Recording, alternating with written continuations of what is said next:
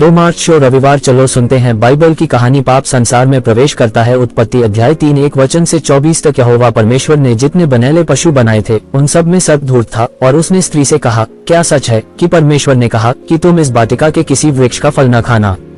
स्त्री ने सर्प से कहा, इस वाटिका के वृक्षों के फल हम खा सकते हैं, पर जो वृक्ष वाटिका के बीच में है उसके फल के विषय में परमेश्वर ने कहा है कि न तो तुम उसको खाना और न उसको छूना, नहीं तो मर जाओगे। तब सर्प ने स्त्री से कहा, तुम निश्चय न मरोगे, वरन परमेश्वर आप जानता है कि जिस दिन तुम उसका फल खाओगे उसी दिन तुम्हारी आंखें खुल जाएंगी और तुम भले बुरे का ज्ञान पाकर परमेश्वर के तुल्य हो जाओगे। सो जब स्त्री ने देखा कि उस वृक्ष का फल खाने में अच्छा और देखने में मनभाव और बुद्धि देने के लिए चाहने योग्य भी है, तब उसने उसमें से तोड़कर खाया और अपने पति को भी दिया और उसने भी खाया। तब उन दोनों की आंखें खुल गई और उनको मालूम हुआ कि वे नंगे हैं। सो उन्होंने अंजीर के पत्ते जोड़ जोड़ कर लंगोट बना लिए। तब यहोवा परमेश्वर जो दिन के ठंडे समय वाटिका में फिरता था उसका शब्द उनको सुनाई दिया। तब आदम और उसकी पत्नी वाटिका के वृक्षों के बीच यहोवा परमेश्वर से छिप गए। तब यहोवा परमेश्वर ने पुकार कर आदम से पूछा, तू कहाँ है?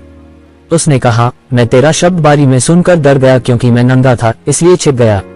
उसने कहा, किसने तुझे चिताया कि तू नंगा है? जिस वृक्ष का फल खाने को मैंने तुझे बरजा था, क्या तूने उसका फल खाया है? आदम ने कहा, जिस स्त्री को तूने मेरे संग रहने को दिया है उसी ने उस वृक्ष का फल मुझे दिया और मैंने खाया। तब यहोवा परमेश्वर ने स्त्री से कहा, तूने ये क्या किया है? स्त्री ने कहा, सर्प ने मुझे बहका दिया तब मैंने खाया। तब यहोवा परमेश्वर ने सर्प से कहा, तूने जो ये किया है इसलिए तू सब घरेलू पशुओं और सब बनेले पशुओं से अधिक शापित है। तू पेट के बल चला करेगा और जीवन भर मिट्टी चाटता रहेगा। और मैं तेरे और इस स्त्री के बीच में और तेरे वंश और इसके वंश के बीच में बैर उत्पन्न करूंगा। वह तेरे सिर को कुचल डालेगा और तू उसकी एड़ी को डसेगा।